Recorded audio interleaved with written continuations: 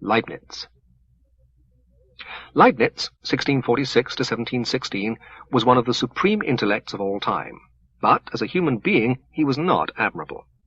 He had, it is true, the virtues that one would wish to find mentioned in a testimonial to a prospective employee. He was industrious, frugal, temperate, and financially honest. But he was wholly destitute of those higher philosophic virtues that are so notable in Spinoza. His best thought was not such as would win him popularity, and he left his records of it unpublished in his desk. What he published was designed to win the approbation of princes and princesses. The consequence is that there are two systems of philosophy which may be regarded as representing Leibniz. One, which he proclaimed, was optimistic, orthodox, fantastic, and shallow. The other, which has been slowly unearthed from his manuscripts by fairly recent editors, was profound, coherent, largely Spinozistic, and amazingly logical. It was the popular Leibniz who invented the doctrine that this is the best of all possible worlds, to which F. H. Bradley added the sardonic comment, and everything in it is a necessary evil. It was this Leibniz whom Voltaire caricatured as Dr. Pangloss. It would be unhistorical to ignore this Leibniz, but the other is of far greater philosophical importance. Leibniz was born 2 years before the end of the 30 Years' War, at Leipzig, where his father was professor of moral philosophy. At the university he studied law, and in 1666 he obtained a doctor's degree at Altdorf, where he was offered a professorship, which he refused, saying he had very different things in view. In 1667 he entered the service of the Archbishop of Mainz, who, like other West German princes, was oppressed by fear of Louis XIV. With the approval of the Archbishop, Leibniz tried to persuade the French king to invade Egypt rather than Germany, but was met with a polite reminder that since the time of St. Louis, the holy war against the infidel had gone out of fashion. His project remained unknown to the public until it was discovered by Napoleon when he occupied Hanover in 1803, 4 years after his own abortive Egyptian expedition. In 1672, in connection with this scheme, Leibniz went to Paris, where he spent the greater part of the next 4 years. His contacts in Paris were of great importance for his intellectual development, for Paris at that time led the world both in philosophy and in mathematics. It was there, in 1675-6, that he invented the infinitesimal calculus, in ignorance of Newton's previous but unpublished work on the same subject. Leibniz's work was first published in 1684, Newton's in 1687. The consequent dispute as to priority was unfortunate and discreditable to all parties. Leibniz was somewhat mean about money. When any young lady at the court of Hanover married, he used to give her what he called a wedding present consisting of useful maxims, ending up with the advice not to give up washing now that she had secured a husband. History does not record whether the brides were grateful. In Germany, Leibniz had been taught a neo-scholastic Aristotelian philosophy, of which he retained something throughout his later life. But in Paris, he came to know Cartesianism and the materialism of Gassendi, both of which influenced him. At this time, he said, he abandoned the trivial schools, meaning scholasticism. In Paris, he came to know Malebranche and Arnaud the Jansenist. The last important influence on his philosophy was that of Spinoza, whom he visited in 1676. He spent a month in frequent discussions with him, and secured part of the Ethics in manuscript.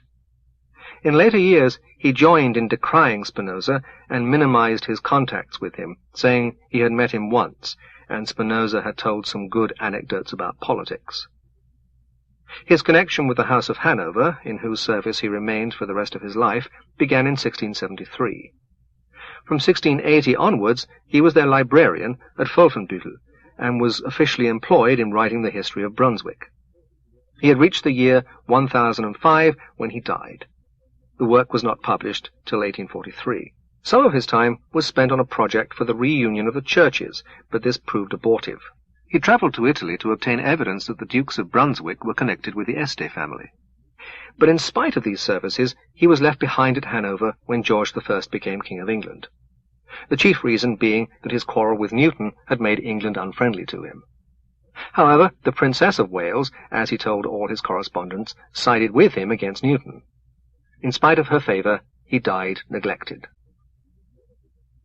Leibniz's popular philosophy may be found in the Monadology and the the Principles of Nature and of Grace, one of which, it is uncertain which, he wrote for Prince Eugene of Savoy, Marlborough's colleague. The basis of his theological optimism is set forth in the Théodicée, which he wrote for Queen Charlotte of Prussia. I shall begin with the philosophy expounded in these writings, and then proceed to his more solid work, which he left unpublished.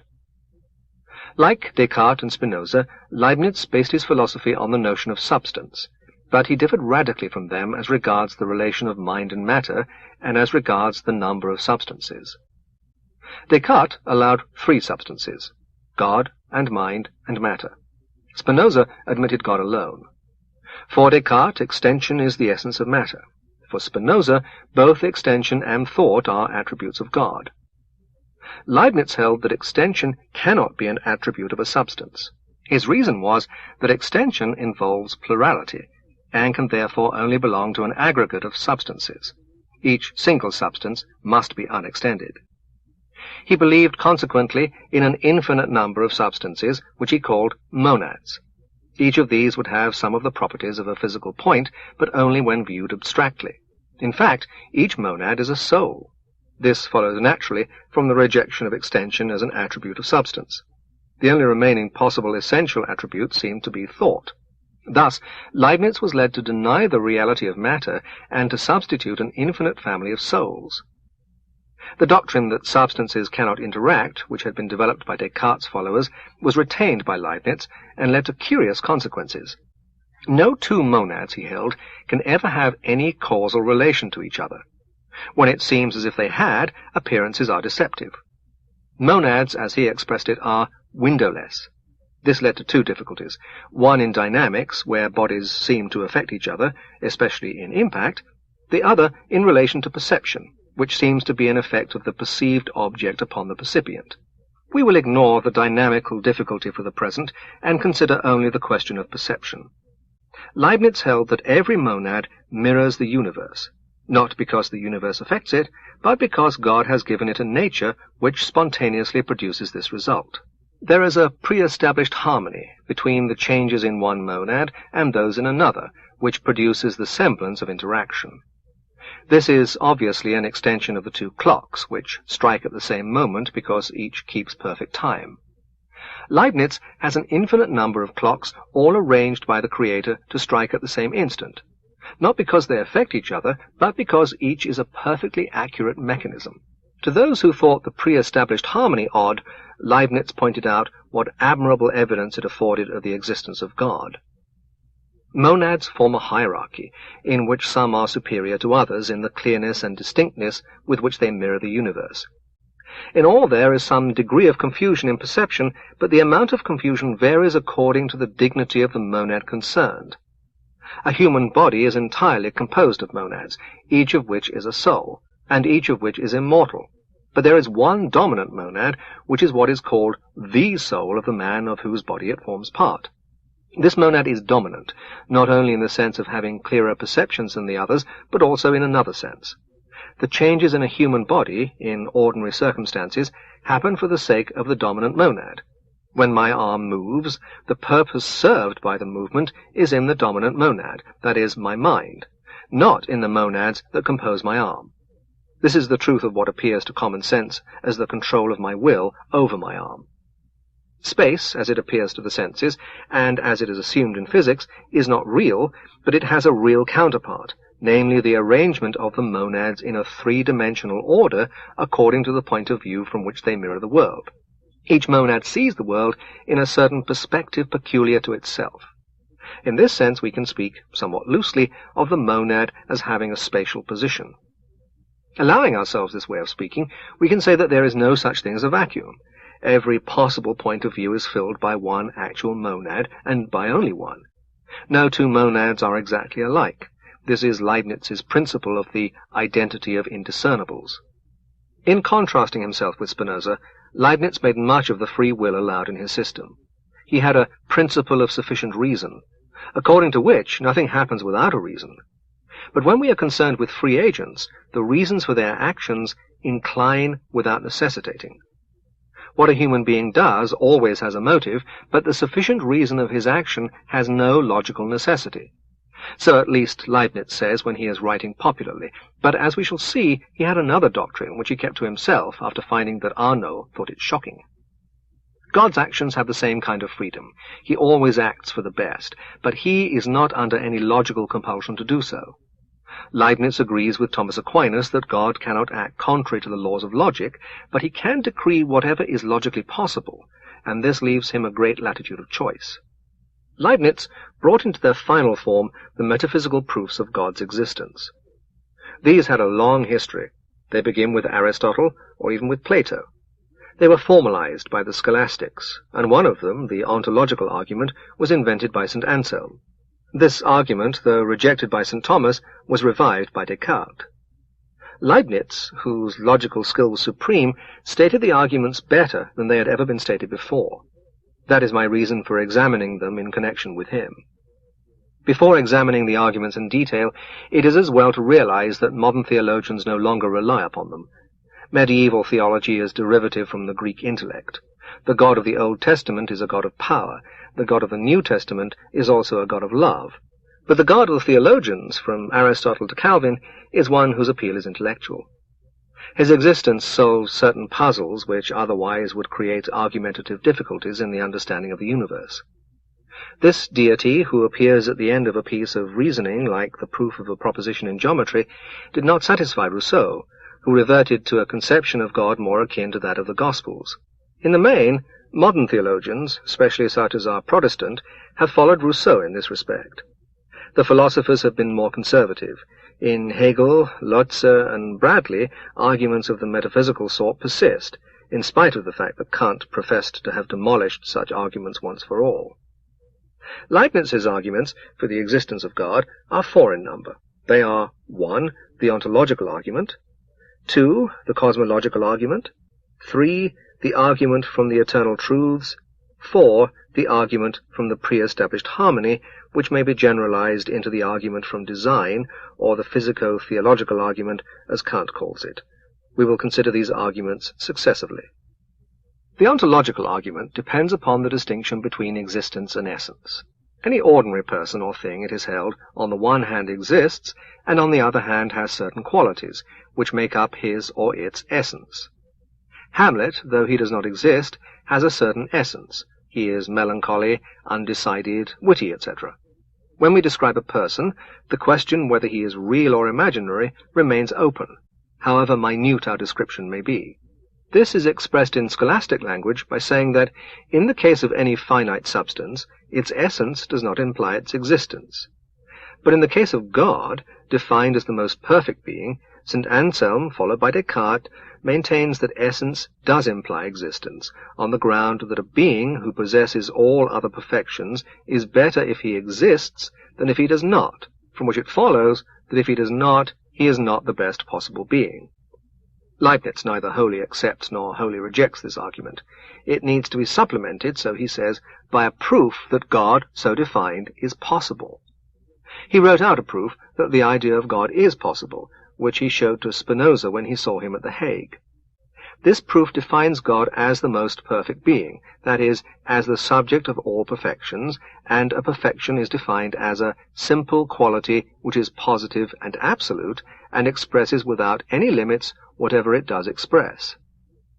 Leibniz easily proves that no two perfections, as above defined, can be incompatible. He concludes, "There is, therefore, or there can be conceived, a subject of all perfections, or most perfect being. Whence it follows also that he exists, for existence is among the number of the perfections." Kant countered this argument by maintaining that existence is not a predicate. Another kind of refutation results from my theory of descriptions. The argument does not, to a modern mind, seem very convincing, but it is easier to feel convinced that it must be fallacious than it is to find out precisely where the fallacy lies. The cosmological argument is more plausible than the ontological argument. It is a form of the first cause argument, which is itself derived from Aristotle's argument of the unmoved mover. The first cause argument is simple. It points out that everything finite has a cause, which in turn had a cause, and so on. This series of previous causes cannot, it is maintained, be infinite. and the first term in the series must itself be uncaused, since otherwise it would not be the first term. There is therefore an uncaused cause of everything, and this is obviously God. In Leibniz, the argument takes a somewhat different form. He argues that every particular thing in the world is contingent. That is to say, it would be logically possible for it not to exist. And this is true not only of each particular thing, but of the whole universe. Even if we suppose the universe to have always existed, there is nothing within the universe to show why it exists.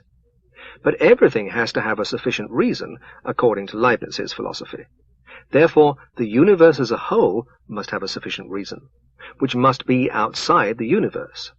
This sufficient reason is God. This argument is better than the straightforward first cause argument, and cannot be so easily refuted. The first cause argument rests on the assumption that every series must have a first term, which is false. For example, the series of proper fractions has no first term. But Leibniz's argument does not depend upon the view that the universe must have had a beginning in time. The argument is valid so long as we grant Leibniz's principle of sufficient reason. But if this principle is denied, it collapses. What exactly Leibniz meant by the principle of sufficient reason is a controversial question. Couturat maintains that it means that every true proposition is analytic, that is, such that its contradictory is self-contradictory. But this interpretation, which has support in writings that Leibniz did not publish, belongs, if true, to the esoteric doctrine. In his published works, he maintains that there is a difference between necessary and contingent propositions, that only the former follow from the laws of logic, and that all propositions asserting existence are contingent, with the sole exception of the existence of God. Though God exists necessarily, he was not compelled by logic to create the world. On the contrary, this was a free choice, motivated but not necessitated by his goodness. It is clear that Kant is right in saying that this argument depends upon the ontological argument. If the existence of the world can only be accounted for by the existence of a necessary being, then there must be a being whose essence involves existence, for that is what is meant by a necessary being. But if it is possible that there should be a being whose essence involves existence, then reason alone, without experience, can define such a being, whose existence will follow from the ontological argument. For everything that has to do only with essence can be known independently of experience. Such at least is Leibniz's view. The apparent greater plausibility of the cosmological as opposed to the ontological argument is therefore deceptive. The argument from the eternal truths is a little difficult to state precisely. Perhaps we shall do well to state it first in rough outline, and only then proceed to the complete picture. Roughly, the argument is this. Such a statement as, "it is raining," is sometimes true and sometimes false, but 2 and 2 are 4 is always true. All statements that have only to do with essence, not with existence, are either always true or never true. Those that are always true are called eternal truths. The gist of the argument is that truths are part of the contents of minds, and that an eternal truth must be part of the content of an eternal mind. There is already an argument not unlike this in Plato, where he deduces immortality from the eternity of the ideas. But in Leibniz, the argument is more developed. He holds that the ultimate reason for contingent truths must be found in necessary truths. The argument here is as in the cosmological argument. There must be a reason for the whole contingent world, and this reason cannot itself be contingent, but must be sought among eternal truths. But a reason for what exists must itself exist. Therefore, eternal truths must in some sense exist, and they can only exist as thoughts in the mind of God. This argument is really only another form of the cosmological argument. It is, however, open to the further objection that a truth can hardly be said to exist in a mind which apprehends it. The argument from the pre-established harmony, as Leibniz states it, is only valid for those who accept his windowless monads, which all mirror the universe. The argument is that since all the clocks keep time with each other without any causal interaction, there must have been a single outside cause that regulated all of them. The difficulty, of course, is the one that besets the whole monadology. If the monads never interact, how does any one of them know that there are any others? What seems like mirroring the universe may be merely a dream. In fact, if Leibniz is right, it is merely a dream, but he has ascertained somehow that all the monads have similar dreams at the same time. This, of course, is fantastic, and would never have seemed credible but for the previous history of Cartesianism. Leibniz's argument, however, can be freed from dependence on his peculiar metaphysic and transformed into what is called the argument from design. This argument contends that, on a survey of the known world, we find things which cannot plausibly be explained as the product of blind natural forces, but are much more reasonably to be regarded as evidences of a beneficent purpose. This argument has no formal logical defect. Its premises are empirical, and its conclusion professes to be reached in accordance with the usual canons of empirical inference.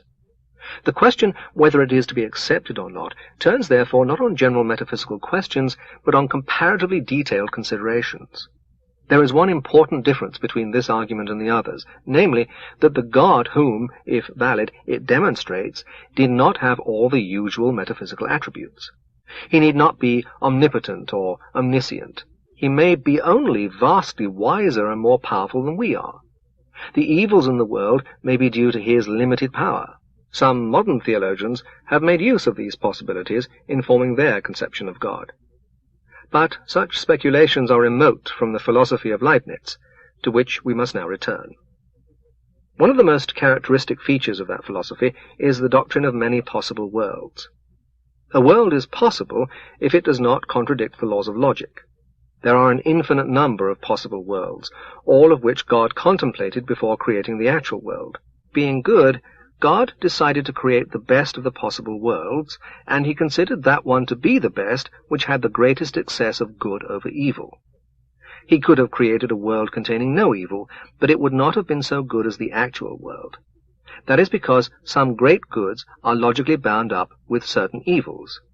To take a trivial illustration, a drink of cold water when you are very thirsty on a hot day may give you such great pleasure that you think the previous thirst, though painful, was worth enduring, because without it the subsequent enjoyment could not have been so great. For theology, it is not such illustrations that are important, but the connection of sin with free will. Free will is a great good, but it was logically impossible for God to bestow free will and at the same time decree that there should be no sin. God therefore decided to make man free, although he foresaw that Adam would eat the apple, and although sin inevitably brought punishment. The world that resulted, although it contains evil, has a greater surplus of good over evil than any other possible world. It is therefore the best of all possible worlds, and the evil that it contains affords no argument against the goodness of God. This argument apparently satisfied the Queen of Prussia. Her serfs continued to suffer the evil, while she continued to enjoy the good, and it was comforting to be assured by a great philosopher that this was just and right. Leibniz's solution of the problem of evil, like most of his other popular doctrines, is logically possible, but not very convincing. A Manichaean might retort that this is the worst of all possible worlds, in which the good things that exist serve only to heighten the evils. The world, he might say, was created by a wicked demiurge, who allowed free will, which is good, in order to make sure of sin, which is bad, and of which the evil outweighs the good of free will. The demiurge, he might continue, created some virtuous men, in order that they might be punished by the wicked.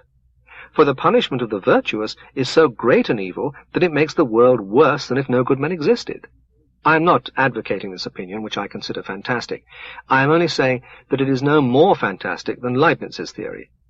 People wish to think the universe good, and will be lenient to bad arguments proving that it is so, while bad arguments proving that it is bad are closely scanned.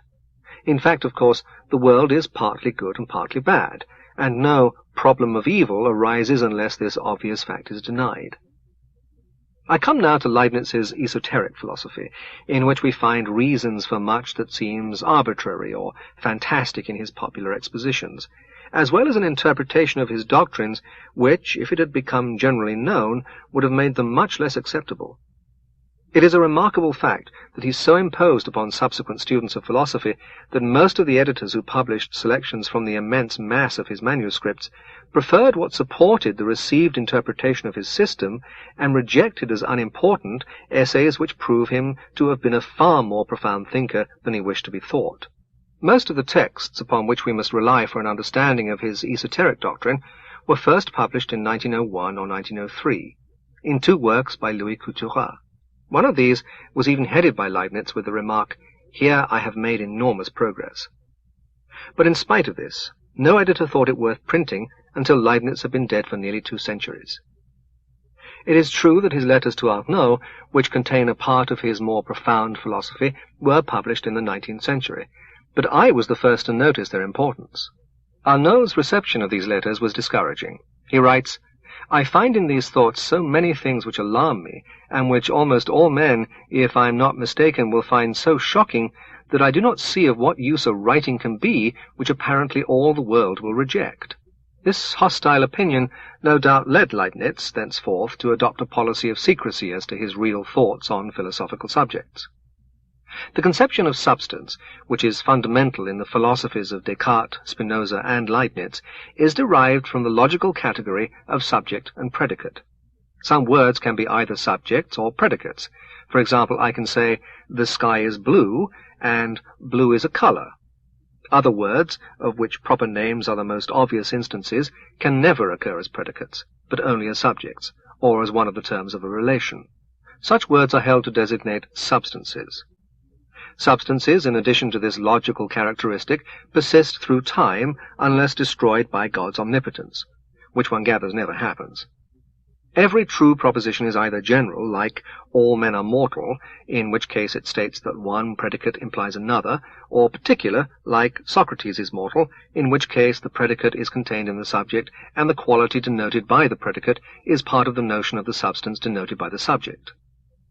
Whatever happens to Socrates can be asserted in a sentence in which Socrates is the subject, and the words describing the happening in question are the predicate. All these predicates put together make up the notion of Socrates. All belong to him necessarily, in this sense that a substance of which they could not be truly asserted would not be Socrates, but someone else. Leibniz was a firm believer in the importance of logic, not only in its own sphere, but as the basis of metaphysics. He did work on mathematical logic, which would have been enormously important if he had published it. He would in that case have been the founder of mathematical logic, which would have become known a century and a half sooner than it did, in fact. He abstained from publishing because he kept on finding evidence that Aristotle's doctrine of the syllogism was wrong on some points. Respect for Aristotle made it impossible for him to believe this, so he mistakenly supposed that the errors must be his own. Nevertheless, he cherished through his life the hope of discovering a kind of generalized mathematics which he called characteristica universalis, by means of which thinking could be replaced by calculation. If we had it, he says, we should be able to reason in metaphysics and morals in much the same way as in geometry and analysis. If controversies were to arise, there would be no more need of disputation between 2 philosophers than between 2 accountants, for it would suffice to take their pencils in their hands, to sit down to their slates, and to say to each other, with a friend as witness if they liked, "Let us calculate." Leibniz based his philosophy upon 2 logical premises, the law of contradiction and the law of sufficient reason. Both depend upon the notion of an analytic proposition, which is one in which the predicate is contained in the subject. For instance, all white men are men. The law of contradiction states that all analytic propositions are true. The law of sufficient reason, in the esoteric system only, states that all true propositions are analytic. This applies even to what we should regard as empirical statements about matters of fact. If I make a journey, the notion of me must from all eternity have included the notion of this journey, which is a predicate of me. We may say that the nature of an individual substance, or complete being, is to have a notion so completed that it suffices to comprehend and to render deducible from it all the predicates of the subject to which this notion is attributed. Thus, the quality of king, which belongs to Alexander the Great, abstracting from the subject, is not sufficiently determined for an individual, and does not involve other qualities of the same subject, nor all that the notion of this prince contains.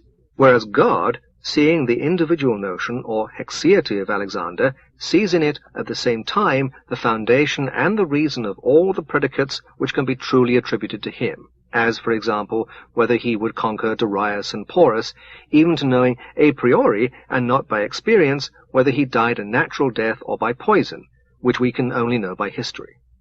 One of the most definite statements of the basis of his metaphysic occurs in a letter to Arnauld.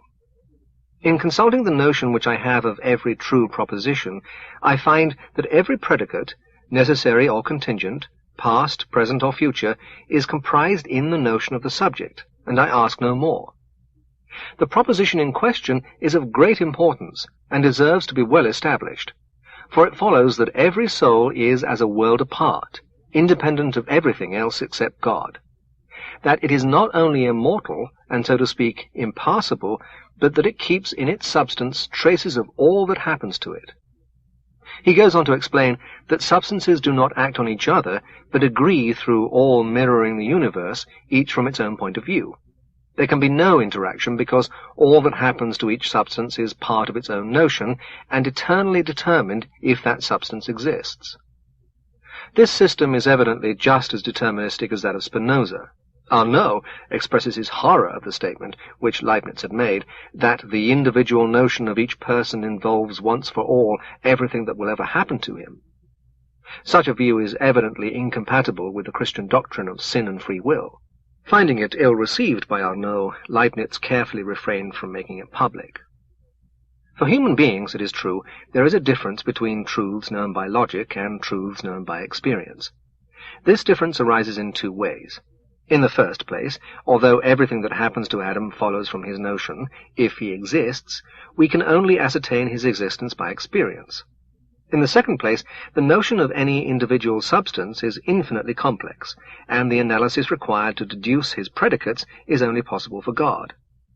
These differences, however, are only due to our ignorance and intellectual limitation. For God, they do not exist. God apprehends the notion of Adam in all its infinite complexity, and can therefore see all true propositions about Adam as analytic. God can also ascertain a priori whether Adam exists. For God knows his own goodness, from which it follows that he will create the best possible world.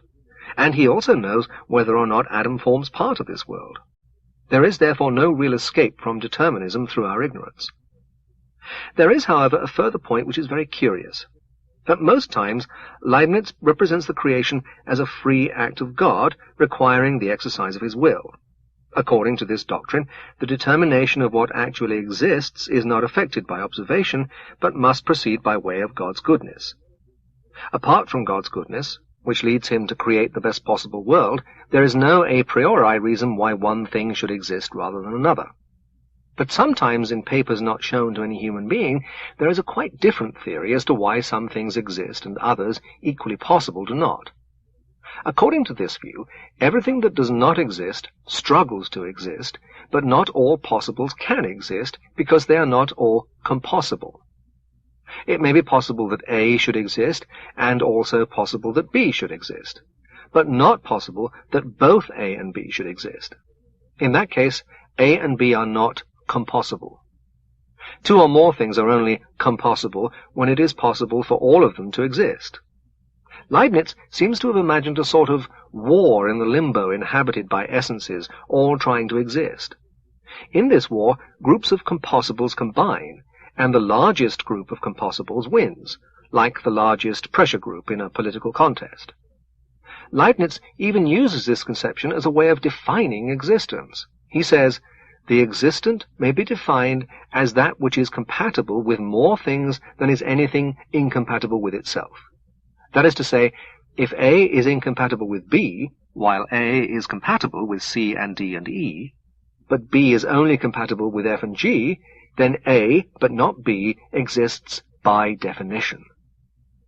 The existent, he said, is the being which is compatible with the most things. In this account there is no mention of God, and apparently no act of creation. Nor is there need of anything but pure logic for determining what exists. The question whether A and B are compossible is, for Leibniz, a logical question, namely, does the existence of both A and B involve a contradiction? It follows that, in theory, logic can decide the question what group of compossibles is the largest, and this group, consequently, will exist. Perhaps, however, Leibniz did not really mean that the above was a definition of existence. If it was merely a criterion, it can be reconciled with his popular views by means of what he calls metaphysical perfection. Metaphysical perfection, as he uses the term, seems to mean quantity of existence. It is, he says, nothing but the magnitude of positive reality strictly understood. He always argues that God created as much as possible. This is one of his reasons for rejecting a vacuum. There is a general belief, which I have never understood, that it is better to exist than not to exist. On this ground, children are exhorted to be grateful to their parents. Leibniz evidently held this view and thought it part of God's goodness to create as full a universe as possible. It would follow that the actual world would consist of the largest group of compossibles.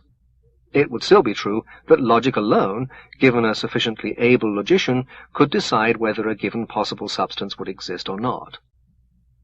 Leibniz, in his private thinking, is the best example of a philosopher who uses logic as a key to metaphysics. This type of philosophy begins with Parmenides, and is carried further in Plato's use of the theory of ideas to prove various extra-logical propositions. Spinoza belongs to the same type, and so does Hegel. But none of these is so clear-cut as Leibniz in drawing inferences from syntax to the real world. This kind of argumentation has fallen into disrepute owing to the growth of empiricism. Whether any valid inferences are possible from language to non-linguistic facts is a question as to which I do not care to dogmatize. But certainly the inferences found in Leibniz and other a priori philosophers are not valid, since all are due to a defective logic. The subject-predicate logic, which all such philosophers in the past assumed, either ignores relations altogether or produces fallacious arguments to prove that relations are unreal. Leibniz is guilty of a special inconsistency in combining the subject-predicate logic with pluralism, for the proposition, "there are many monads," is not of the subject-predicate form. To be consistent, a philosopher who believes all propositions to be of this form should be a monist, like Spinoza. Leibniz rejected monism, largely owing to his interest in dynamics, and to his argument that extension involves repetition, and therefore cannot be an attribute of a single substance. Leibniz is a dull writer, and his effect on German philosophy was to make it pedantic and arid. His disciple, Wolff, who dominated the German universities until the publication of Kant's Critique of Pure Reason, left out whatever was most interesting in Leibniz, and produced a dry, professorial way of thinking. Outside Germany, Leibniz's philosophy had little influence. His contemporary Locke governed British philosophy, while in France Descartes continued to reign until he was overthrown by Voltaire, who made English empiricism fashionable. Nevertheless, Leibniz remains a great man, and his greatness is more apparent now than it was at any earlier time. Apart from his eminence as a mathematician, and as the inventor of the infinitesimal calculus, he was a pioneer in mathematical logic, of which he perceived the importance when no one else did so. And his philosophical hypotheses, though fantastic, are very clear and capable of precise expression. Even his monads can still be useful as suggesting possible ways of viewing perception, though they cannot be regarded as windowless. What I, for my part, think best in his theory of monads is his two kinds of space, one subjective in the perceptions of each monad, and one objective, consisting of the assemblage of points of view of the various monads. This, I believe, is still useful in relating perception to physics.